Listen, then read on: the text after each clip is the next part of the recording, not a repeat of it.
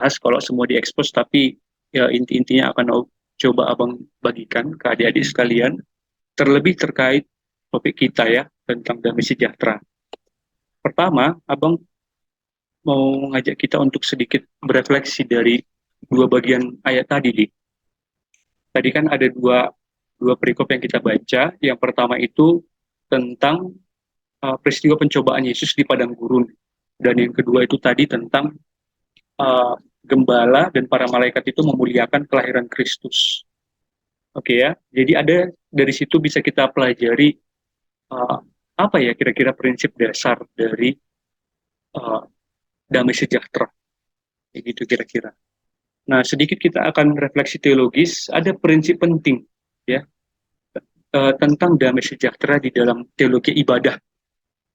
Jadi kan sebenarnya kan uh, dari apa yang kita lihat tadi di peristiwa tentang uh, datangnya para gembala itu dan malaikat itu yang memuliakan Kristus ketika Kristus lahir itu adalah masa di mana mereka itu sedang beribadah menyambut kelahiran Kristus atau inkarnasinya Kristus.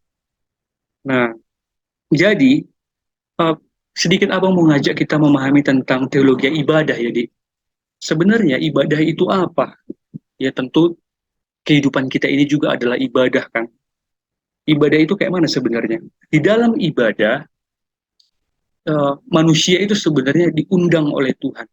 Ya kita ini diundang oleh Tuhan untuk menikmati Dia, kayak kata Katekismus Westminster tadi ya, untuk memuliakan Allah dan bersuka cita di dalam Dia. Jadi kita ini diundang oleh Tuhan untuk menikmati Dia. Jadi pengkhotbah, MC, song leader, pemusik, ya semuanya itu hanyalah alat, tapi yang mengundang itu adalah Tuhan itu sendiri.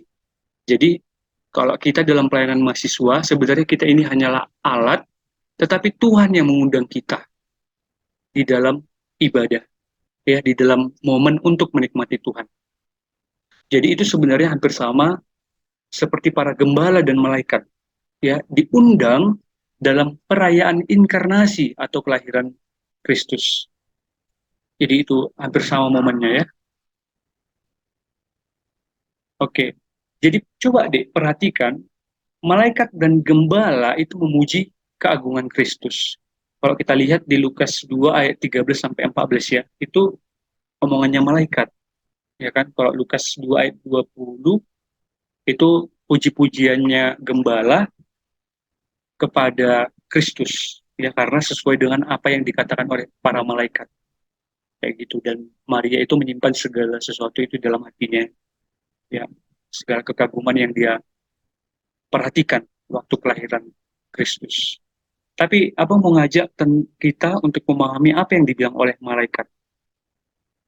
Yang dikatakan oleh malaikat di Lukas 2 ayat 14 kalau abang nggak salah ya.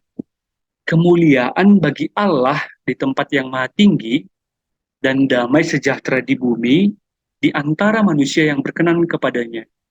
Jadi di dalam ibadah atau perayaan tentang kemuliaan Kristus, tentang kemuliaannya Tuhan. Tadi kan kita diundang oleh Tuhan di dalam ibadah. Jadi setiap kemuliaan yang ada di dalam ibadah itu dikembalikan kepada Tuhan. Jadi kemuliaan apapun itu, dia dikembalikan kepada Tuhan, maka apa yang akan kita dapatkan? Damai sejahtera di bumi. Ya, jadi di dalam ibadah atau perayaan, kemuliaan dikembalikan kepada Tuhan, maka damai sejahtera di bumi bagi manusia. Ya, keadaan yang sama berlaku pula di dalam kehidupan. Jadi hidup kita yang adalah ibadah, ini adalah masa di mana kita mengembalikan kemuliaan kepada Tuhan dan kita akan beroleh damai sejahtera. Seperti itu. Emang kenapa ya Bang? Kalau kemuliaan itu tinggal di dalam diri manusia. Jadi itulah hal yang terjadi di dalam peristiwa di padang gurun. Ya ketika iblis itu mencobai kemanusiaannya Kristus ya, karena kan Tuhan itu nggak bisa dicobai. Jadi yang dicobai itu siapa? Kemanusiaannya Kristus. Itu di peristiwa di padang gurun tadi, di perikop yang juga udah kita baca. Jadi kayak mana, Dik, di dalam peristiwa di padang gurun? Pencobaan Yesus di padang gurun ini menunjukkan kemuliaan yang harus diberikan kepada Tuhan. Karena pencobaan di padang gurun ini menunjukkan titik lemah setiap manusia, dan Yesus mampu menanggungnya. Jadi, pencobaan di padang gurun itu nggak sesederhana yang kita lihat, tetapi itu adalah gambaran tentang kelemahan setiap manusia. Dan Yesus itu mampu untuk menghadapi itu. Ya. Kemanusiaannya Kristus itu mampu mengatasi godaan dari iblis, kayak gitu. Dan pencobaan di padang gurun itu adalah pencobaan menggambarkan titik lemah dari setiap manusia yang ada. Ya, ini udah pernah Bang bagikan kan? Di ini juga, di pengisian. Misalnya kayak apa yang dibilang Soren Kierkegaard. Ya, ini sesuai dengan apa yang dibilang Kierkegaard. Jadi Kierkegaard itu, dia bilang ada 3 jenis manusia. Ada 3 jenis manusia. Yang pertama itu manusia estetik, yang kedua itu manusia etis, dan yang ketiga itu manusia religius. Ya, jadi estetik itu tingkatannya lebih rendah, yang lebih tinggi lagi itu etis, dan yang paling tinggi itu adalah manusia religius, kata Kierkegaard. Jadi estetik itu adalah ciri dari manusia yang lemah kedagingannya, ya, hawa nafsu, kedagingan. Jadi itulah pencobaan yang pertama, ya, yang diterima oleh Yesus, mengubah batu jadi roti. Itu memang kan seringkali uh, digambarkan, ya itu kan makanan bang, tetapi sebenarnya makanan itu adalah kebutuhan jasmani, ya, kebutuhan daging, itu termasuk nafsu di dalamnya, kayak gitu. Jadi itu adalah manusia estetik, dan Yesus itu mampu mengatasinya. Lalu pencobaan yang kedua itu adalah pencobaan untuk jenis-jenis orang yang berada di kelas etis, ya, tingkat-tingkat pejabat, orang-orang yang berkuasa. Karena apa? Karena Yesus itu dicobai untuk mendapatkan kemuliaan dunia, gitu. Ya, sembahlah aku maka kamu akan mendapatkan setiap kemuliaan dari dunia ini. Kan itu kata iblis. Jadi itu menggambarkan harta, jabatan, kedudukan. Tapi sekali lagi Yesus itu mampu mengatasi itu. Dan yang ketiga, itu adalah jenis pencobaan untuk orang-orang yang aktif di bidang kerohanian, ya, di bidang-bidang aspek religiusitas. Misalnya apa? Itu yang dibilang iblis, lompatlah gitu dari bumbungan bait Allah ini, maka malaikat-malaikat itu akan menolong kamu. Ya, ini adalah godaan kepada orang-orang yang punya kesombongan rohani. Kayak gitu kira-kira ya. Jadi sebenarnya kan tujuan iblis itu untuk menarik kemuliaan itu nggak lagi kepada Tuhan, tetapi kepada manusia. Gitu. Dan Kristus itu mampu mengatasinya, dan dia tetap mempermuliakan Allah, ya. Dan setiap pencobaan yang dialami oleh manusia ini telah diterima oleh Kristus di padang gurun. Jadi itu nggak sesederhana yang kita lihat. Seperti itu kira-kira, ya. Tapi abang mengundang kita juga untuk melihat, deh, perhatikan jebakannya iblis ya. Jika engkau anak Allah, lakukanlah ini, maka. Jadi 3 kali dia bilang itu. Jika engkau anak Allah, maka ubahlah batu ini jadi roti. Jika engkau anak Allah, maka uh, sembahlah aku, maka kemuliaan dunia ini akan kuberi. Jika engkau anak Allah, maka kayak gitu ya, sebanyak 3 kali. Jadi, bisa kita lihat di iblis mencoba menarik damai sejahtera dengan cara apa? Dengan cara membuat manusia membutuhkan pengakuan dunia. Padahal pengakuan Tuhan dan gerejanya itu udah cukup. Jadi Tuhan atau Kristus itu nggak bisa dilepaskan dari gerejanya ya. Itu sama. Jadi sebenarnya kan tujuan iblis itu dia pengen membuat manusia itu membutuhkan pengakuan dunia, gitu, membutuhkan pengakuan di luar Tuhan dan gerejanya, kayak gitu. Itu tujuannya iblis. Dan yang kedua, iblis itu membuat manusia mencintai dirinya sendiri dan bukan kehendak Tuhan. Ya, jadi balik lagi kayak kemuliaan itu ditarik ke diri manusia itu sendiri. Dan keadaan ini membuat hilangnya damai sejahtera. Ya, karena apa? Tadi ingat apa yang dibilang oleh malaikat ya di teks yang udah kita baca tadi, di peristiwa tentang uh, para malaikat dan gembala yang memuliakan kelahiran Kristus. Kalau kata malaikat adalah kemuliaan itu harus dikembalikan kepada Tuhan. Kemuliaan bagi Allah di tempat yang maha tinggi, maka damai sejahtera di bumi di antara manusia yang berkenan kepadanya.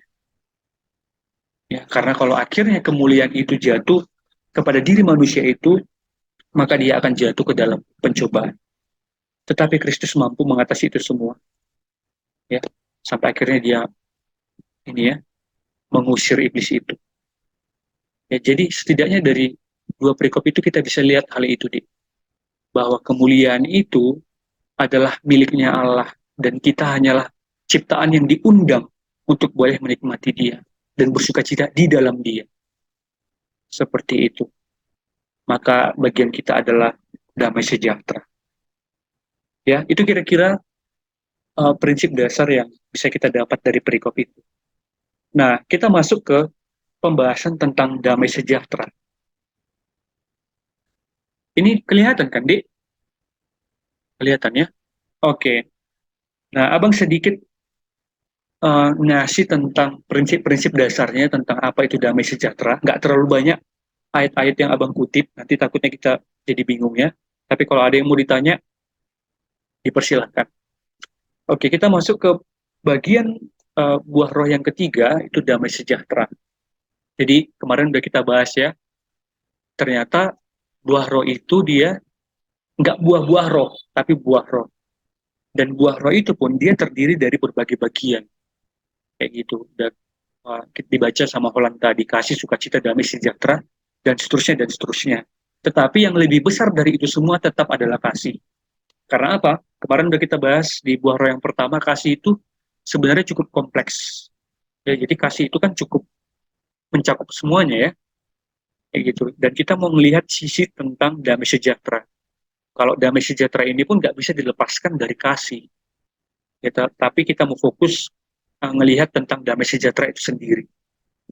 Oke, damai sejahtera adalah bagian dari buah roh. Jadi, apa itu buah roh? Memang benar bahwa buah roh itu adalah hasil dari pimpinan Roh Kudus. Ya, memang benarnya buah roh itu ya buah di dalam diri orang yang percaya kepada Kristus itu benar. Tetapi itu adalah sekaligus kerelaan kita untuk taat kepada Tuhan. Kerelaan kita untuk taat kepada pimpinannya roh itu sendiri. Jadi buah roh itu sekalipun itu adalah pekerjaan Roh Kudus, tetapi bukan berarti menghilangkan bagiannya manusia untuk taat. Ya, tetapi tetap ada bagiannya manusia untuk taat. Karena kan uh, nggak bisa dilepaskan sebenarnya uh, tubuhnya manusia ini dengan roh ya. Kita ini dikotomi, tubuh dan jiwa atau tubuh dengan roh itu nggak bisa dipisahkan. Jadi sekalipun itu adalah pekerjaan Roh Kudus, tetapi tetap ada bagian kita itu yang digerakkan oleh Roh Kudus itu sendiri. Nah, damai sejahtera itu bisa dicapai dengan apa? Damai sejahtera bisa dicapai karena ada kasih, ya, karena ada cinta di hati.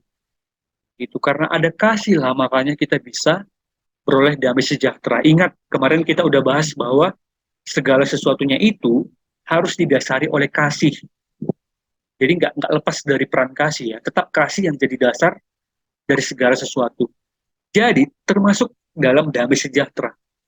Damai sejahtera bisa dicapai karena ada kasih itu tadi yang menjadi dasarnya. Ya, kasihnya Kristus kepada kita. Itu yang jadi dasarnya, maka kita akan bisa beroleh damai sejahtera. Jadi dia atau manusia akan beroleh damai sejahtera ketika dia sadar bahwa manusia itu dicintai, ya, dan dengan kerelaan hati manusia itu meresponi cinta itu sendiri. Ya, jadi gambaran damai sejahteranya itu gambaran damai sejahtera relasional. Jadi jangan dibayangkan kayak damai sejahtera yang adem-adem, tenang. Bukan kayak gitu ya prinsipnya, Dik. Tetapi ini adalah damai sejahtera yang dicapai karena ada relasi kasih dengan Tuhan itu. Gitu, Dik. Jadi manusia itu sadar dia dicintai oleh Tuhan dan dia meresponi cinta itu. Maka dia akan beroleh damai sejahtera. Jadi ini bagiannya Abang tunjukkan ya. Jadi ada relasi kasih. Ya, ada yang mengasihi dan ada yang dikasihi. Ya, jadi itu respon yang timbal balik. Itu adalah gambaran tentang Kristus dengan gerejanya. Ya, kita pun persekutuan orang-orang percaya itu adalah gereja ya. Jadi ada relasi antara Kristus dan gerejanya. Inilah yang menghasilkan damai sejahtera. Karena kalau nggak ada respon timbal balik dari kasih itu, misalnya ada kita manusia yang nggak meresponi kasihnya Tuhan, maka yang terjadi apa? Ya konflik kan. Yang terjadi adalah lawan dari kasih itu sendiri atau konflik. Karena manusia itu nggak meresponi kasihnya Tuhan. Ya, karena Tuhan pasti mengasihi kita karena Tuhan itu sendiri adalah kasih. Tetapi tinggal bagiannya kita memilih untuk taat atau enggak. Ketika kita nggak meresponi kasih itu, maka yang terjadi adalah kita mendapatkan murkanya Tuhan. Atau kita menyimpang dari jalannya Tuhan. Seperti itu. Jadi yang terjadi adalah relasi konflik. Itu kira-kira ya. Oke, jadi bisa disimpulkan bahwa relasi kasih yang membentuk damai sejahtera. Ya, relasi kasih kita dikasih oleh Kristus dan kita meresponi kasih itu. Bukan kita yang mengasihi Allah, tetapi Allah yang terlebih dahulu mengasihi kita. Jadi relasi kasih yang membentuk damai sejahtera. Terus kayak mana ya yang keadaan adem, tenang, ya nggak ada apa-apa, kayak air yang nggak berombak, gitu ya. Kayak gitulah yang disebut sebagai karakter plekmatik. Jadi kayak mana karakter plekma ya? Itu damai sejahteranya itu kan kita pun ini ya kayaknya kita banyak yang punya karakter plekma di dalam kelompok misalnya. Itu kayak mana? Itu damai sejahtera, karakter plekma yang pengennya tenang, nggak ada konflik. Karakter plekma itu bukan pekerjaan Roh Kudus. Itu bukan damai sejahtera yang dari buah roh ya. Karakter plekma bukan buah roh, tetapi dia adalah common grace atau anugerah umum ya, yang butuh penyangkalan diri. Jadi kan bahkan orang yang nggak percaya kepada Kristus pun tetapnya ada karakternya plekma kan. Jadi karakter plekma itu adalah common grace atau anugerah umum yang diterima oleh setiap ciptaan. Seperti itu. Tahu ya anugerah umum dengan anugerah khusus. Anugerah khusus yaitu tadi iman kepada Kristus dan pekerjaan Roh Kudus. Tetapi anugerah umum itu diterima oleh setiap manusia. Dan karakter plekma itu adalah uh, anugerah umum. Itu bukan buah roh. Jadi kayak mana komunitas yang kelihatannya kompak juga, Dik. Ya kan? Komunitas yang kelihatan kompak, tapi sebenarnya sulit masuk di dalamnya kebenaran. Sulit kita menyatakan atau membahas tentang kebenaran di dalam komunitas itu. Tapi kelihatannya damai. Kelihatannya itu solid, saling memahami. Kayak gitu kira-kira ya. Itu bukan damai sejahtera. Karena nanti akan ada kita bahas damai sejahtera itu dia sejalan dengan kebenaran, sejalan dengan penyataan atas kebenaran, kayak gitu kira-kira. Jadi komunitas yang kelihatannya kompak, tapi sebenarnya sulit ya kita menyatakan kebenaran di dalamnya. Ini banyak ya, mungkin di kampus juga kayak gitu ya. Uh, ini damai sejahteranya yang hasil buah roh ya itu bukan, tetapi itu masuk dari anugerah umum juga, kayak gitu kira-kira. Jadi damai sejahtera itu bisa dibagi dua, ya. Damai sejahtera itu bisa dibagi dua. Yang pertama itu adalah relasional dia, ya relasional. Jadi damai sejahtera yang bentukan tadi, yang relasional itu adalah damai sejahtera yang alkitabiah, ya, yang tertawa bersama Tuhan, ya, menangis di hadapan Tuhan dan juga dengan gerejanya. Karena Kristus itu nggak bisa dilepaskan juga dengan gerejanya, ya. Jadi itu adalah damai sejahtera yang sedang kita bahas. Itu adalah damai sejahtera buah roh itu. Ya, dia adalah damai sejahtera relasional yang cerita kepada Tuhan, yang menangis di hadapan Tuhan dan di dalam gerejanya. Karena kan relasi dengan gereja itu juga adalah relasi yang menggambarkan bagaimana sikap kita dengan Tuhan kan. Udah kita bahas ya, itu nggak terpisah. Jadi contohnya misalnya ya di dalam Alkitab ya Yesus yang berdoa ya itu adalah damai sejahtera. Yesus yang berdoa atau pemazmur yang meratap yang menyatakan kesedihannya kepada Tuhan kayak gitu. Atau misalnya kayak Yunus. Ya Yunus ini adalah orang yang diundang oleh Tuhan untuk tertawa kayak gitu.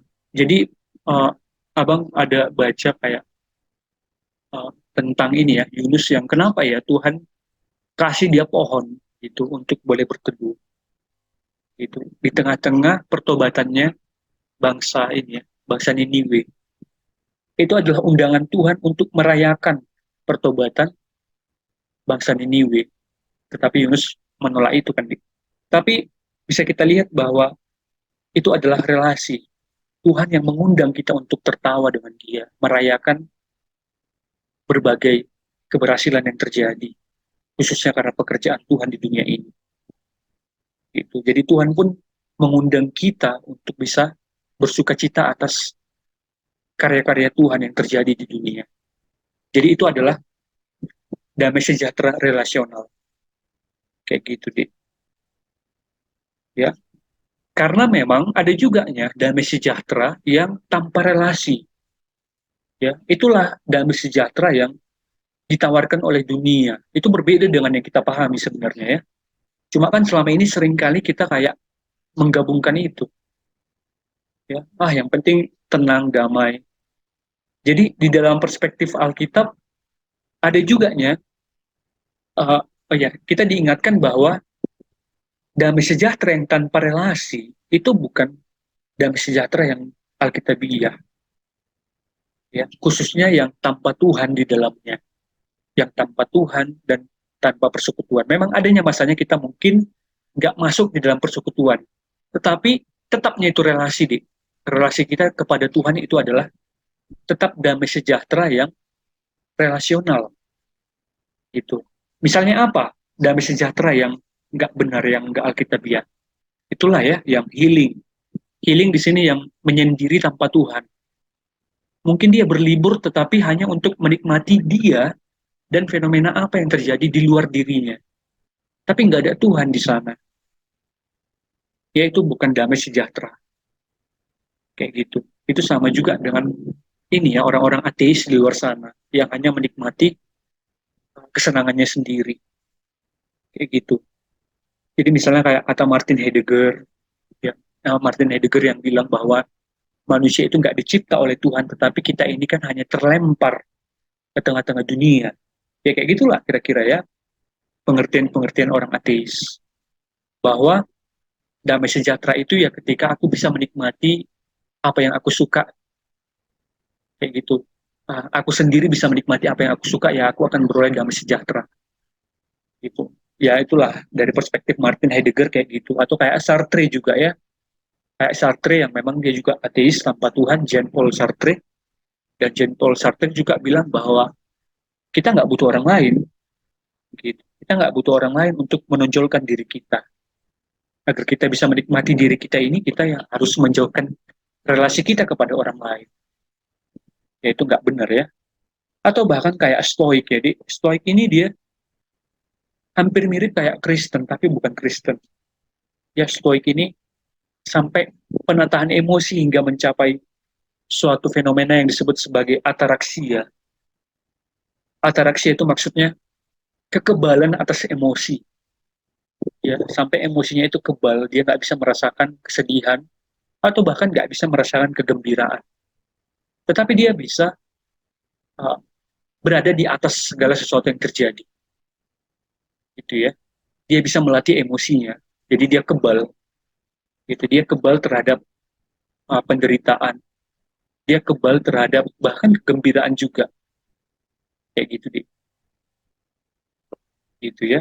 Jadi sebenarnya itu kayak melatih diri juga untuk bisa bersikap plekma. Gitu ya, semua ini kan hanya emosi belaka, nggak betul-betul terjadi. Jadi emosinya itu kebal.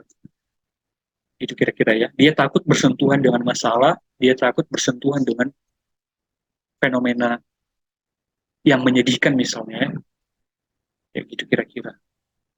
Makanya dia melatih dirinya untuk kebal terhadap itu. Itu kira-kira itu bukan Alkitabiah. Karena tadi orang Kristen itu dia beroleh damai sejahtera dengan apa?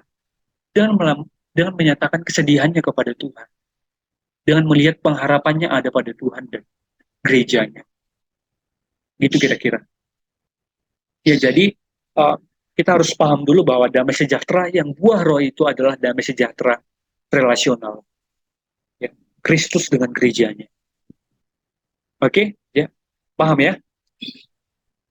Oke, jadi dia bukan damai sejahtera yang kayak apa yang dikatakan oleh dunia. Nanti kalau ada yang mau diperdebatkan atau ditanya juga boleh. Nah,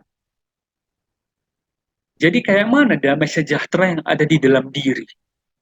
Ya, jadi kan, oh ya, jadi dia bangga beroleh damai sejahtera di dalam diri. Dia hanya soal relasi. Ya memang betul memang ini soal relasi. Kita berelasi kepada Tuhan, kita berelasi kepada sesama. Tetapi akhirnya memang tetapnya ada damai sejahtera di dalam diri, gitu ya. Tapi kita nggak hanya mengandalkan diri kita aja, gitu. Kita nggak hanya mengandalkan diri kita aja untuk beroleh damai sejahtera. Tetapi kita tetap bisa merasakan damai sejahtera di dalam diri. Itu perspektif Kristen. Ya. Jadi kayak mana damai sejahtera di dalam diri? Dan kenapa bisa ada masanya kita kayak sulit merasakan damai sejahtera di dalam diri kita sendiri. Jadi biasanya adanya masalah di dalam diri dengan Tuhan pasti akan merusak relasi dengan orang lain. Ya, ada masalah di dalam diri dengan Tuhan, itu biasanya akan merusak relasi dengan orang lain.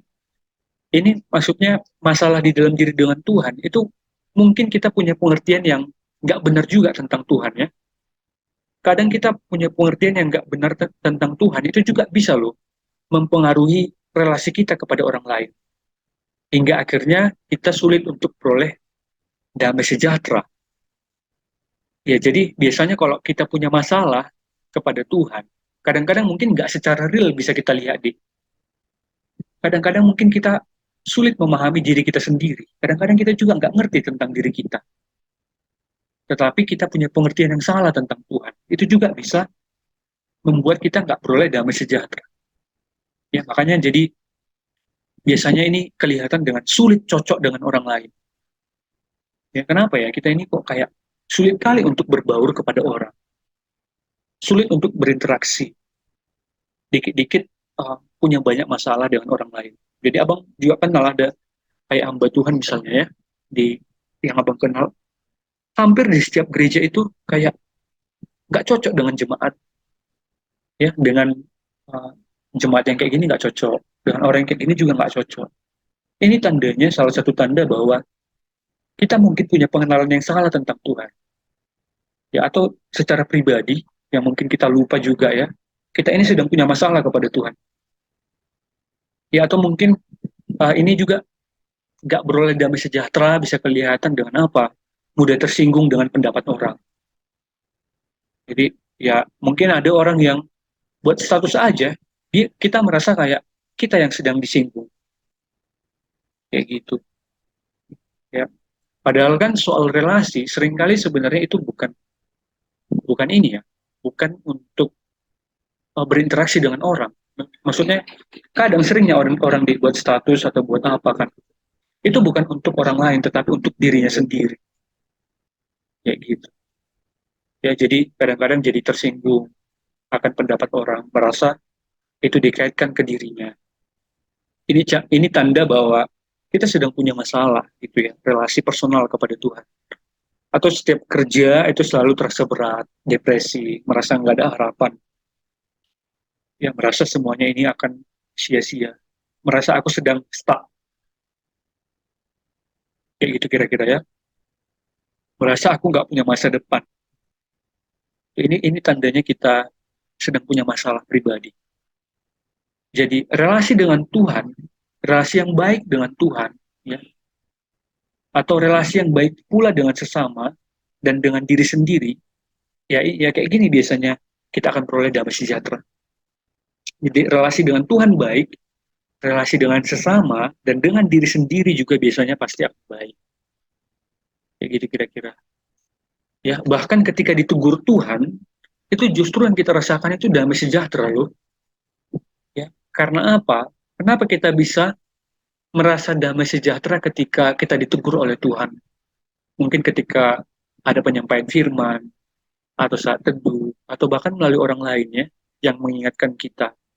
Kenapa kita beroleh damai sejahtera ketika ditegur? Ya karena kita mengerti bahwa Tuhan itu nggak hanya menegur. Tuhan itu nggak hanya menegur, tetapi dia juga udah menunjukkan cintanya, menunjukkan kasihnya. Ya, ketika ditegur Tuhan, justru damai sejahtera. Karena apa? Karena mengerti cintanya Tuhan. Karena kita tahu cintanya Tuhan, maka kita menerima tegurannya. Ya. Atau bahkan ketika ditegur orang lain, kita merasa damai sejahtera. Karena apa? Karena mengerti bahwa Tuhan mengizinkan agar kita apa? Berakar dan bertumbuh. Dan menyadari bahwa Tuhan sangat mengasihi kita. Kenapa Bang? Kenapa ketika mungkin ya, kita ditegur orang lain, tetapi kita ini kita nggak merasa langsung down, tetapi kita merasa damai sejahtera. Karena apa? Karena kita sadar bahwa Tuhan itu juga bekerja di dalam hal itu. Dan Tuhan mau kita bertumbuh dan berakar di dalam dia. Tetapi, hal-hal kayak gitu juga ya, teguran-teguran orang lain, atau fenomena-fenomena yang tidak pasti yang kita alami. Ya, seringkali kita merasa damai sejahtera karena apa? Karena kita sadar, kita sedang dibentuk oleh Tuhan. Keadaan-keadaan tidak pasti itu biasanya adalah cara yang dipakai oleh Tuhan untuk apa? Untuk membuang setiap berhala di dalam diri kita. Kayak gitu kira-kira. Biasanya keadaan-keadaan kayak gini itu dialami untuk membuang berhala. Ya dipakai Tuhan untuk membuang berhala yang ada dalam diri kita. Jadi kita sadar dan kita menerima ya berbagai pendapat orang mungkin tentang kita. Kayak gitu ya. Uh, ya mungkin nggak banyak orang yang bisa mengalami itu. Tetapi ada orang yang bisa mengalami hal itu. Ketika orang menyampaikan pendapat, dia terima. Kayak gitu ya. Dia nggak langsung merasa jadi korban ketika ada orang yang mengingatkan dia. Oke. Jadi kayak mana sikap kita ya? Kayak mana sikap kita untuk bisa beroleh damai sejahtera? Yaitu tadi, Dik. Kita perlu punya presaposisi kerendahan hati. Presaposisi itu maksudnya sikap kita di awal sebelum segala sesuatu itu terjadi. Itu presaposisi ya. Sikap kita di awal sebelum berbagai hal terjadi. Yaitu apa? Kerendahan hati. Kita perlu punya sikap untuk kerelaan untuk dikoreksi. Agar apa? Agar kita bertumbuh. Jadi hal-hal ini biasanya akan mengurangi potensi kita merasa jadi korban. Ya, jadi punya sikap kerendahan hati. Ini hampir sama juga kayak ini ya, pendapatnya Hegel. Hegel juga ada bilang kayak gitu ya. Perlu punya posisi yang baik agar konflik itu nggak terjadi. Itulah kerendahan hati. Siap untuk dikoreksi. Ya, kalaupun kita dikoreksi, ya itu tujuannya agar kita semakin baik sebenarnya kan. Maka kita akan beroleh damai sejahtera. Tetapi ingat, itu bukanlah karena kemampuan kita sendiri, tetapi karena kita bersama dengan Tuhan, bersama dengan gerejanya Tuhan. Atau bahkan kayak kasih ya, yang kita bahas di awal, melihat dengan jernih kebaikan atas persoalan. Ya ada sisi baik dari setiap persoalan, sekalipun ini nggak mudah. Ini nggak mudah, sulit. Ya, melihat sisi baik dari setiap persoalan, karena biasanya kita langsung terbakar amarah. Karena kan memang kita ini adalah orang-orang yang terluka juga. Itu kita bukan orang-orang yang kebal akan pendapat orang lain kan. Makanya mudah terbakar, mudah uh, jatuh kepada amarah. Tapi belajar untuk melihat dengan jernih kebaikan atas persoalan. Dan kita juga perlu belajar menegur dan menerima teguran karena kasih. Karena kasihnya Tuhan. atau bahkan karena kasih kita kepada orang lain, kita menegur. Jadi kita perlu belajar menegur orang lain itu karena kasih, ya. Dan terimalah teguran itu karena kasih itu juga. Itu karena kasihnya Kristus kepada kita. Dan kita ini adalah orang-orang yang diperlayakan. Jadi belajar menerima teguran dengan memandang itu, dengan melihat hal itu. Ya. Tetapi perlu kita ingat bahwa Alkitab juga menunjukkan bahwa damai sejahtera itu nggak serta merta nggak ada konflik. Alkitab bukan uh, menawarkan definisi yang digambarkan oleh dunia ya. Kalau dunia kan seringkali menggambarkan damai sejahtera itu kayak nggak ada konflik, ya semua tenang, semua damai, gitu ya. Tapi enggak loh, kalau kita lihat apa yang dialami oleh Yesus, Yesus juga pastilah ya selalu merasakan damai sejahtera ya. Karena kan Kristus itu sempurna ya, dia nggak bercacat celah. Jadi Yesus juga pernah menegur, tetapi Yesus juga tidak kehilangan damai sejahteranya. Ya. Jadi ini tetap ada juga bagian penguasaan diri. Jadi Yesus itu menegur. Yesus menegur orang-orang Farisi, dia juga menegur para murid. Tetapi ketika dia menegur, dia nggak jatuh kepada amarah karena emosi, ya karena nggak punya pengendalian diri. Tetapi Yesus itu menegur tetap karena damai sejahtera. Jadi prinsip damai sejahtera bisa juga kita lihat di sini deh bahwa kebenaran itu sejalan dengan damai sejahtera. Kebenaran itu sejalan dengan damai sejahtera. Karena kan kalau kita pakai definisi dunia, itu sulit loh, Dik. Uh, menyepadankan kebenaran dengan damai sejahtera. Karena kan kebenaran itu kan kayak menyatakan kebenaran ya. Itu seringkali kita pandang kayak, ya itu kan yang akan terjadi adalah konflik. Jadi ketika kita menyatakan kebenaran, maka konflik yang akan terjadi. Tetapi kalau dari perspektif Alkitab, nggak selalu kayak gitu. Ya, kebenaran itu dia sejalan dengan damai sejahtera. Ya. Makanya itu tadi balik lagi, ketika ada suatu komunitas persekutuan yang sulit menyatakan kebenaran di situ, itu bukan damai sejahtera. Gitu ya, ya kelihatannya fenomenanya itu kayak ya kompak, damai, saling memahami. Tetapi itu bukan damai. Karena kebenaran itu dia sejalan dengan damai sejahtera. Kayak gitu. Ya tentu ini ada pandangannya juga kayak Kuiper misalnya ya. Ya jadi Bang kayak mana Bang ketika menyatakan Injil misalnya. Ketika kita menyatakan Injil, ya itu kan kebenaran. Di mana letak damai sejahteranya ketika kita menyatakan Injil kepada orang yang non-Kristen misalnya. Itu bukannya yang terjadi adalah konflik. Misalnya kayak kata Kuiper deh, ya kamu harus menyatakan Injil itu di tempatnya gitu, di ruang privat, di tempat di mana kamu bisa berbagi kasih. Karena yang lebih besar dari semuanya ini tetap adalah kasih. Ya. Maksudnya gini, berarti kebenaran itu sejalan dengan damai sejahtera. Kok bisa? Karena kebenaran itu dibarengi dengan cinta kasih atau kasih yang lebih besar. Jadi ketika kamu menyatakan kebenaran, itu tetap akan beroleh damai sejahtera. Kenapa? Karena ada kasih di situ. Ini hampir sama kayak kata Kuiper, misalnya kayak menyatakan Injil. Kayak mana menyatakan Injil di tempat yang plural, ya di ruang privat deh. Ya kalau Kuiper itu dia kan membagi ruang itu, ruang privat dengan ruang publik. Ya, tentu kita nggak bisa menyatakan kebenaran di ruang publik. Kenapa? Karena akan jadi batu sandungan. Misalnya gini, kamu menyatakan Injil di upacara misalnya, itu kayak mana ya, Dik? Menyatakan Injil di upacara bendera, kayaknya jadi batu sandungan kan? Itu makanya Kuiper bilang kita menyatakan Injil di ruang privat. Ruang privat misalnya kayak mana? Ya KKR itu ruang privat. KKR, kebaktian, diskusimu secara pribadi kepada orang. Jadi ruang privat adalah ruang di mana kita bisa menunjukkan kasih. Karena kasih harus selalu lebih besar.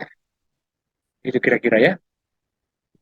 Jadi itu sejalan sebenarnya. Itu nggak bertentangan. Jadi damai sejahtera itu dia sejalan dengan menyatakan kebenaran. kayak gitu. Damai sejahtera perspektif Kristen itu dia dibarengi juga dengan cinta kasih. Karena kasih itu selalu melingkupi semuanya. Kasih itu tetap selalu lebih besar. Kayak gitu ya. Paham ya? Jadi itu nggak bertentangan dan bisa dimengerti sebenarnya. Itu di. Oke ya. Jadi ya tetaplah perlu kita akhirnya punya resa posisi atau sikap mendahului segala sesuatu itu sikap yang rendah hati. Yaitu, maka apa? Kamu akan beroleh damai sejahtera. Dan orang-orang yang kayak gini yang biasanya akan bertumbuh. Kayak gitu ya. Karena kan indah juga ya kalau ketika ada orang misalnya ya nasihati kita, ya kamu harusnya kayak gini. Apa yang kau perbuat itu salah. Iya ya, itu aku salah tadi. Ya nanti akan lebih baik lagi ke depannya. Kayak gitu ya, ada cinta kasih di situ. Kayak gitu, perspektif Kristen itu kayak gitu. Ya, oke. Nah, nah pertanyaannya lagi, Dik. Jadi kan, tadi kan tentang damai sejahtera ya. Oke, Bang. Memang kita harus punya presposisi atau sikap rendahan hati yang meniru teladannya Kristus dan kasih tetap yang jadi dasar segala sesuatu. Tapi kenapa ya, kok aku ketika ada orang yang mengingatkan aku misalnya, aku itu langsung kayak marah aja gitu bawaannya.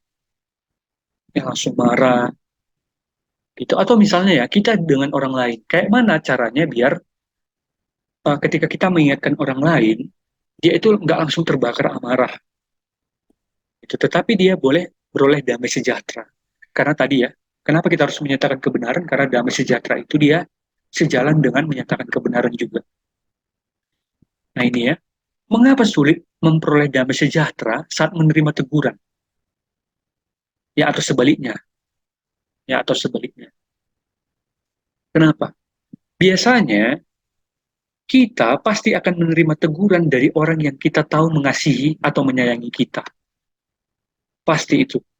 Biasanya kita akan menerima pendapat atau teguran orang yang mengasihi kita. Dan sebaliknya, Dik.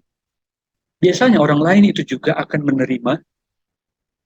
menerima uh, teguran dari orang yang mengasihi dia. Kayak gitu. Itu makanya tetap kasih itu lebih besar. Maka kita akan bisa merasakan damai sejahtera. Ketika mau menyatakan sesuatu ke orang, ya tentu kita harus mengasihi terlebih dahulu ya. Kayak tadi di awal. Menegur itu berarti karena tetap harus karena kasih. Karena kita mengasihi orang itu, makanya kita menegur. Bukan karena kita emosi sama orang itu, makanya kita tegur. Itu nggak akan ada damai sejahtera di situ. Oke? Okay? Jadi biasanya kita pasti sulit menerima teguran dari orang yang kita tahu pasti bukan karena mengasihi kita. Misalnya kayak apa? Mungkin dosen juga ya. Kayaknya uh, sulit lah kita merasakan kasihnya dosen misalnya. Jadi mau apapun yang dibilang dosen itu kayak kita itu langsung tersakiti. Itu kira-kira. Kayak langsung jadi apa gitu ya. Padahal balik lagi di awal. Sebenarnya keadaan-keadaan itu pun adalah cara dipakai Tuhan agar kita berakar. Dan cara dipakai Tuhan agar kita membuang berhala di dalam diri kita. Iya kan, Dik? Berarti masih banyak sebenarnya berhala dalam diri kita ketika kita langsung merasa tersiksa atau merasa tersakiti ketika diingatkan dosen misalnya.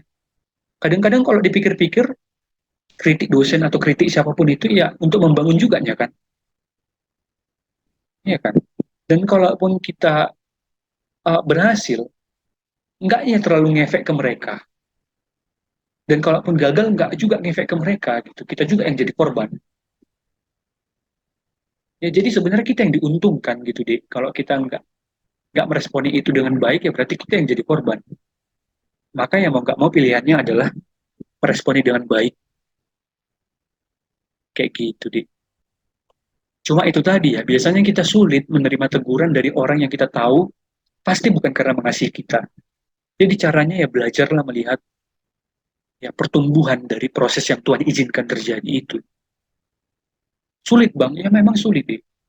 Makanya menjadi serupa seperti Kristus itu kan nggak instan. Ya, memikul salib itu nggak mudah, sampai jatuh bangun dulu, kayak gitu. Tetapi ya pilihannya ya mau nggak mau kita harus taat dan sampai akhirnya kita mengalami pertumbuhan. Ya tadi ya, kayak mana sikap akan hal itu? Ya perlu punya posisi kerendahan hati. Kita belajar kerendahan hati dari pencipta, kerelaan untuk dikoreksi agar kita bertumbuh. Makanya kurang baik juga kalau selalu merasa benar. Udah pasti benar itu ya, kayak optimisme pribadi. Dan apa, melihat dengan jernih kebaikan atas persoalan tadi udah ya. Dan menegur karena kasih dan menerima teguran karena kasih. Jadi ketika kamu pengen tegur orang, ya pastikanlah dulu deh kamu itu mengasihi dia, kayak gitu. Karena kalau enggak ya yang akan terjadi itu konflik atau bahkan kamu yang akan terbakar oleh amarah. Makanya itu tadi ya, ini disinilah bagian dari penguasaan diri. Ya nanti kapan-kapan kalau ada waktu kita bisa bahas itu. Bagian dari penguasaan diri itu di situ, dari di prosesnya ya, di prosesnya ketaatan di dalam proses, kayak gitu. Ya jadi pastikan kita itu mengasihi dia dulu gitu. Yang melihat ya dia itu sebenarnya ketika nggak ngerti kebenaran, ya dia yang akan jadi korban, dia yang akan jadi kasihan. Ya paling nggak berdoalah ke dia mungkin ya kalau sulit atau apa, dan menerima teguran karena kasih. Jadi kalau ada di orang yang menegur kamu atau yang mungkin mengingatkan diri kita masing-masing lah ya, ya mungkin nggak usah balas dulu lah. Ya ini lagi ya bagian dari penguasaan diri. Nggak usah balas dulu, tetapi ya belajar mengerti kasihnya Tuhan, ya belajar mengerti kasihnya Tuhan ke dia gitu, dan terimalah teguran itu. Ya, ini nggak mudah sekali lagi ya. Dan kita harus mengerti apa yang dibilang di Wahyu 3 ayat 19 ya. Ya, peringatan Tuhan ke beberapa gereja yang Tuhan tegur ya. Orang yang kukasih itu ketegur kata Tuhan. Ya Wahyu 3 ayat 19. Ya, ditegur Tuhan karena dicintai oleh Tuhan. Kalau kita baca di situ kan bagiannya juga sebenarnya orang yang nggak dipedulikan lagi oleh Tuhan itu biasanya akan diabaikan oleh Tuhan. Ya, orang yang diabaikan oleh Tuhan itu biasanya orang yang nggak lagi dikasih oleh Tuhan itu biasanya diabaikan oleh Tuhan.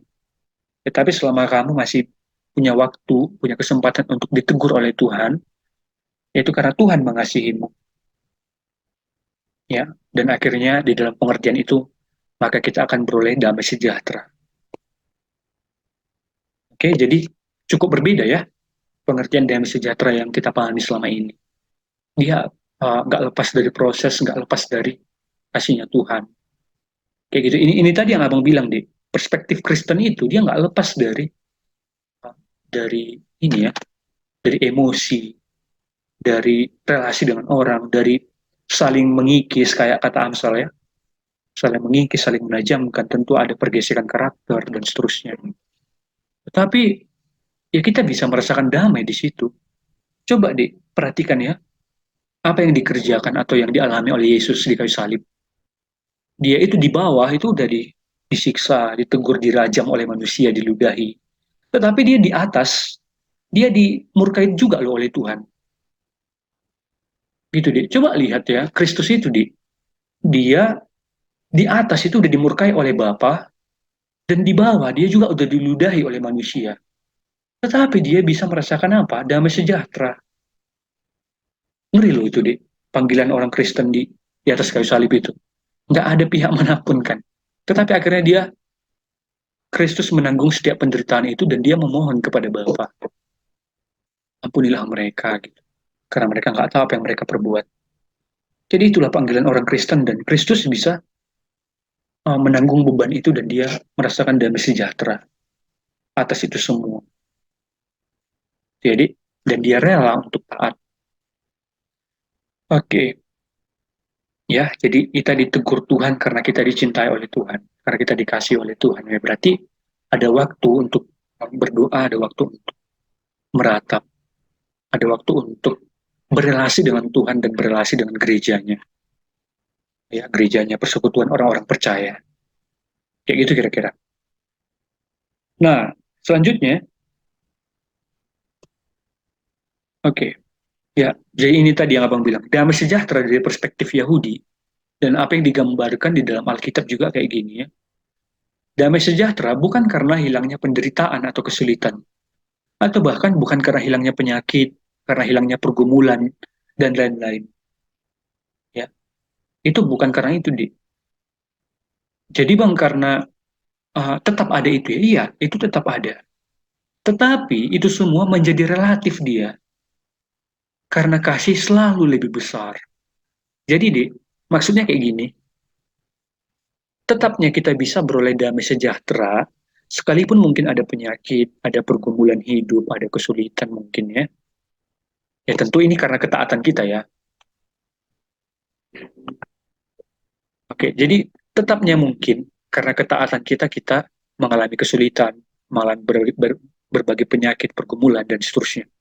Tetapi, damai sejahtera yang ada dalam Alkitab itu, dari perspektif Yahudi misalnya, itu damai sejahtera yang bukan nggak ada itu semua, di, bukan nggak ada penderitaan, bukan nggak ada kesulitan, itu tetap ada.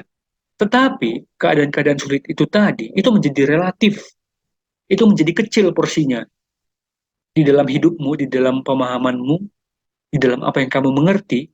Berbagai kesulitan itu dia menjadi kecil porsinya, karena kamu bisa melihat kasih yang lebih besar, gitu, di. Kasih itu selalu lebih besar, ya. Makanya uh, dia bisa merasakan damai sejahtera, gitu. Misalnya lah kayak Mother Teresa ya, Mother Teresa dia bukan nggak melihat berbagai penderitaan. Di Kalkuta itu kan banyak orang-orang miskin, orang-orang yang kesulitan, orang-orang yang punya banyak pergumulan. Tetapi dia bisa menunjukkan kasih dan dia beroleh damai sejahtera. Dia menolong orang-orang miskin, menolong orang-orang yang nggak punya apa-apa, gitu ya. Jadi di tengah-tengah penderitaan itu pun dia bisa merasakan damai sejahtera karena relasi kasih tadi. Ya. Damai sejahtera yang dia dapat dari relasi kasih. Oke, jadi berbagai pergumulan tadi itu menjadi relatif. Karena apa? Karena ada kasih relasional yang kaya. Ya, jadi kita punya relasi kasih yang kaya dengan Tuhan. Ya, karena kita ini sadar dikasih oleh Tuhan, kita itu akhirnya jadi ngerti bagaimana mengasihi diri kita sendiri dan bagaimana kita harus berelasi dengan orang lain. Ya, jadi dia, Dek. Jadi kita perlu belajar melihat bahwa berbagai pergumulan itu menjadi relatif, menjadi kecil, porsinya, ya. Dan kita belajar melihat Allah itu besar, kemuliaan Tuhan itu besar. Kayak gitu ya, kayak kayak Yohanes ya. Biarlah dia semakin besar, aku semakin kecil. Termasuk maksud di situ, di maksudnya di situ kan, biarlah Tuhan semakin besar, aku semakin kecil. Termasuk apa yang aku alami, pergumulan-pergumulanku, kesulitan-kesulitanku itu semua jadi kecil dan Allah itu besar. Gitu kira-kira. Ya, oke. Ya kali ini kita nggak terlalu banyak membahas ya. Oke, ya ini terakhir. Ini udah Abang share ya. Abang perbaiki bahasanya tadi. Oke, damai sejahtera di dalam persekutuan. Nah, jadi kita di dalam panggilan untuk masuk ke dalam persekutuan, baik dalam relasi pernikahan, pacaran, gereja, ya, ya kita tidak dipanggil untuk masuk ke dalam persekutuan, baik dalam relasi tadi, yang terlalu sadar, ya, yang terlalu sadar akan persekutuan itu sendiri. Tetapi kita dipanggil untuk menjadikan persekutuan kita sarana untuk bisa semakin menghidupi dan menghayati persekutuan orang-orang kudus. Maksudnya, di kita nggak terlalu ini ya, nggak terlalu sadar gitu akan kayak mana persekutuan yang ideal, kayak mana pernikahan, relasi yang ideal. Nggak itu poinnya, ya. Tetapi itu semua adalah sarana agar kita bertumbuh. Jadi maksudnya kita jangan terlalu peka atau terlalu sadar, maksudnya ya terlalu memperhatikan hal yang tidak perlu, ya. Jadi kan kadang kita sering ya banyak yang bilang di dalam pelayanan, Ya ini kan kita ini orang-orang yang udah mendapatkan anugerah yang besar ya, ya kita pun harus setia lah terhadap perkara kecil. Iya benar. Liturgi itu bagian dari liturgi. Ibadah dalam gereja itu bagian liturgi. Tetapi ketika kamu itu keluar dari gereja kan nggak ibadah kayak dalam gereja kan, tetapi kamu menghidupi hidupmu. Memang liturgi itu perlu, tetapi yang terpenting adalah menghidupinya. Orang yang terlalu peka dengan ketidaksesuaian, biasanya ya ini mudah dia nggak merasakan damai sejahtera. Ya, dia akan mudah itu untuk uh, nggak damai hatinya. Ya, ya kayak gini lah ya contohnya ya. Ini kenapa lah kayak gini pangkasan dari si kawan ini gitu. Kok mereng dia? Kok ada dua helai rambutnya ini yang kepanjangan gitu. Yang lainnya kok rata semua dibuat, ada dua helai yang kepanjangan. Jadi mereng ini kan poninya. Memang nggak beres orang ini. Kayak gitu ya. Ini kayak ada yang salah kayaknya dengan orang itu ya. Dengan orang yang mempersoalkan kayak gitu. Ya sama juga ya. Kadang-kadang kita juga gitu. Ya kadang-kadang ini abang alami. Ini kenapa song leader ini kok bajunya ini kayak nggak cocok gitu jadi mahasiswa.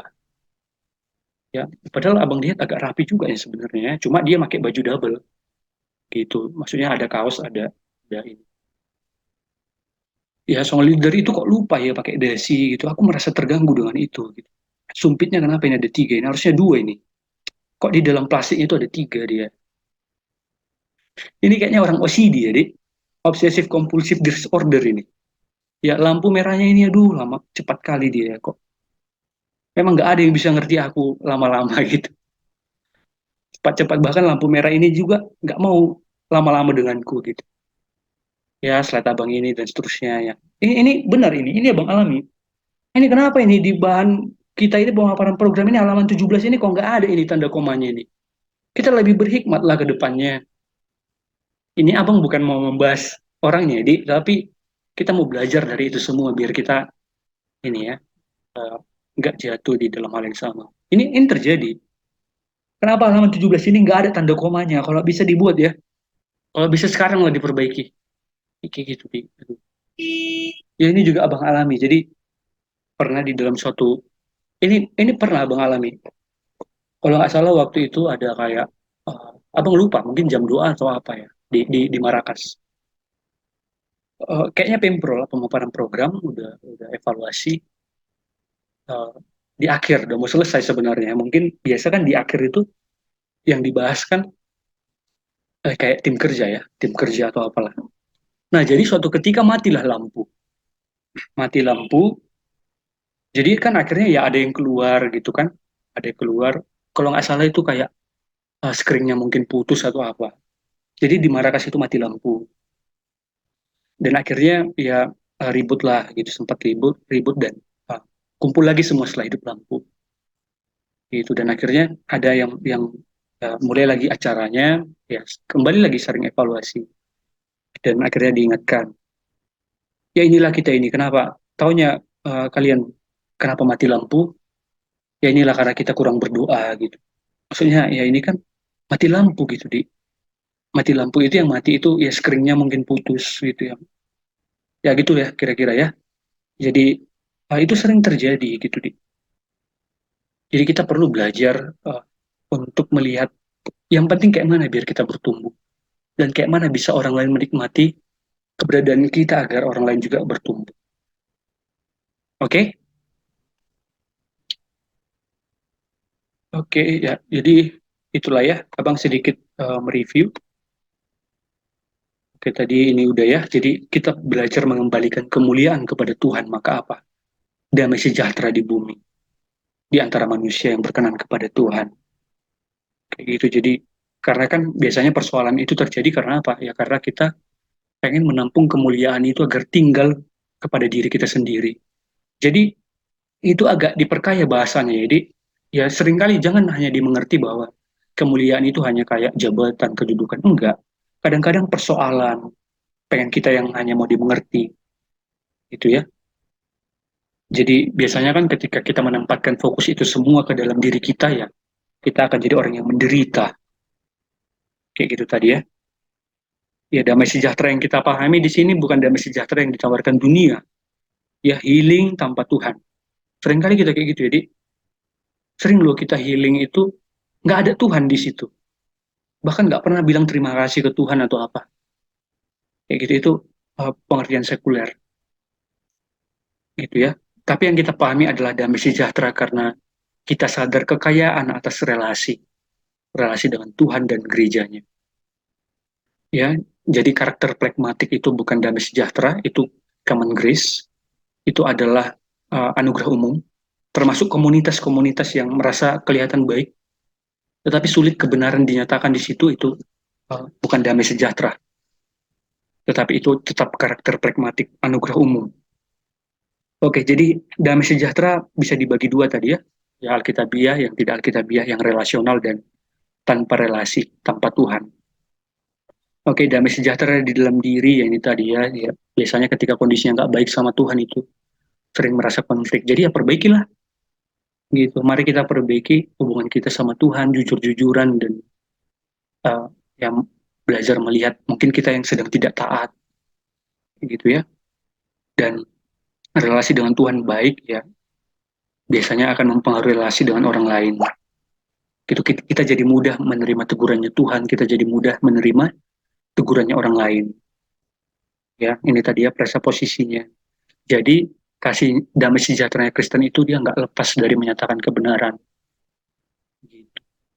Jadi perlu punya sikap di awal itu kerendahan hati agar kita bertumbuh kerelaan hati untuk dikoreksi dan melihat segala sesuatu dengan jernih dan menegur karena kasih dan menerima teguran karena kasih, maka kita akan beroleh damai sejahtera. Ya ini tadi ya, ya, ya kita akan sulit menerima teguran orang karena kita udah beranggapan dulu bahwa orang itu pasti nggak mengasihi kita. Jadi belajarlah melihat kasihnya Tuhan gitu ke dia, ke orang itu, dan kasihnya Tuhan ke dirimu gitu, ke dirinya abang juga yang udah diperlayakkan. Oke, ya jadi bukan tanpa masalah sebenarnya di damai sejahtera itu tetap ada. Karena kita kan berperang dengan apa? Dengan roh-rohnya dunia, itu ya itu tetap ada. Tetapi itu semua menjadi relatif. Karena fokus kita itu kepada Tuhan, kepada diri kita yang udah dikasih Tuhan dan kepada gerejanya. Oke? Ya jadi belajar juga jangan terlalu peka ya terhadap hal-hal yang tidak perlu. Tetapi belajar untuk fokus kayak mana lah biar aku ini bertumbuh. Kayak mana biar orang lain bisa bertumbuh karena keberadaanku. Kayak gitu. Jadi damai sejahtera yang kita pahami adalah damai sejahtera relasional. Ya. Jadi itu nggak lepas dari kasih. Makanya kita bahas di awal, tetap kasih yang jadi dasar. Oke? Itu yang bisa abang bagikan. Kalau ada mau ditanya, abang persilahkan.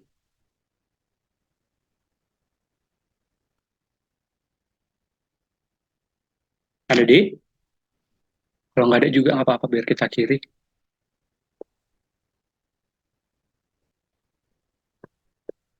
Ada yang mau ditanya? Nanya bang, Oke, silakan di. ya. Jadi kit- kalau kita dan ya kami lah gitu kan yang aku mimpin kelompok juga pakai bahan PW.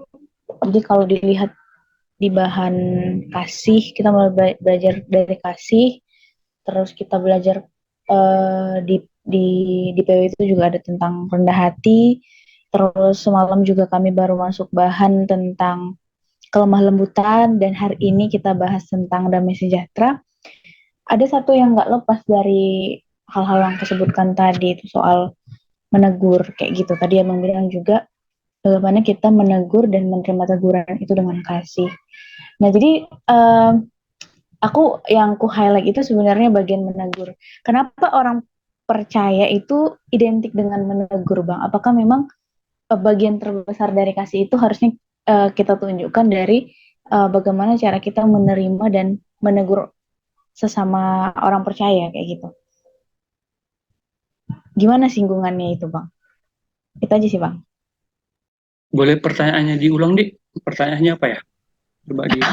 Iya, uh, Jadi dari ke hal-hal yang aku bahas di ke KTB dan juga di kelompok, eh, kayak rendah hati, kasih, kelemah lembutan, bahkan sekarang damai sejahtera itu nggak lepas dari yang namanya menegur. Jadi bentuk apa ya atau buah dari yang tadi itu adalah menegur gitu. Kenapa menegur ini salah satu bagian yang menurutku kayaknya jadi penting gitu bagi kehidupan orang percaya gitu. Paham nggak bang? Jadi, eh, tapi kayak gini ya, kalau abang melihatnya ya, tapi gini juga ini, satu ada juga sebenarnya menurut abang hal yang eh, mungkin bermasalah ketika eh, mungkin ya orang tertentu ya selalu menegur selalu menegur, nggak ada apresiasi, nggak ada apa-apa di situ itu dulu ya. Maksudnya eh, nggak selalu sebenarnya kan porsinya untuk menegur, tetap ada untuk mengapresiasi, tetap ada kayak ya berbagi kasih gitu. Ketika ada orang yang terluka ya tentu kita nggak tegur lagi kan gitu ya. Kita ingatkan dengan baik misalnya. Oke, tapi kenapa akhirnya ya? Ya itu poin dari ini poin dari menyatakan Injil sebenarnya ya. Poin dari menyatakan Injil sebenarnya kan di dalam menyatakan Injil itu ya tentu ada mengingatkan tentang dosa. Karena kan untuk mengalami pertobatan itu ya tentu perlu ada ini ya peringatan akan kesalahan kita sebagai manusia yang berdosa. Dan di dalam pertobatan atau bahkan orang percaya ya, di dalam pertobatan biasanya itu ada revival, ada kebangunan gitu. Jadi dan abang pernah ada dengar dari salah satu pembicara ya, kalau dia bilang sebenarnya seharusnya karakter orang Kristen itu ada di dalam revival, di dalam kebangunan. Dan kebangunan itu diperoleh dari mana? Dari pertobatan. Dan pertobatan itu diperoleh dari mana? Dari teguran. Teguran atas kesalahan kita. Sayangnya kan kita ini adalah orang yang selalu jatuh kepada dosa ya. Kita kan nggak kebal ya dari dosa. Gitu. Makanya sebenarnya pertobatan orang Kristen itu adalah pertobatan yang terus-menerus gitu. Makanya perlu untuk diingatkan. Kayak gitu. Tetapi balik lagi bahwa Kristus itu, Yesus itu pun dia menegur dia karena mengenal gitu. Yesus itu menegur karena dia mengenal orang itu. Karena dia nggak mau orang itu binasa. Jadi bukan menegur karena aku sebenarnya emosi dengan dia gitu. Aku emosi dengan dia maka aku tegur karena ini lagi masa di mana aku sedang berperan dominan gitu. Aku lagi di atas nih, dia lagi di bawah maka aku tegur dia. Kan ya nggak kayak gitu sebenarnya kan. Tapi kenapa akhirnya orang Kristen itu nggak lepas dari menyatakan itu kan menyatakan kebenaran sebenarnya ya. Menegur itu kan sebenarnya kan untuk menyatakan kebenaran dan menyatakan kebenaran itu adalah panggilan agar kita mengalami pertobatan. Dan ketika kita mengalami pertobatan maka akan ada revival, kebangunan. Maka sebenarnya karakter orang Kristen harusnya itu revival, harusnya kebangunan terus-menerus gitu. Kalau kayak kata Paulus itu dia apa ya? Apa istilahnya dia bukan bukan baptisan roh ya, apa ya istilahnya ya? Uh, kepenuhan roh ya. Kepenuhan roh itu kan revival ya, revival, kebangunan rohani.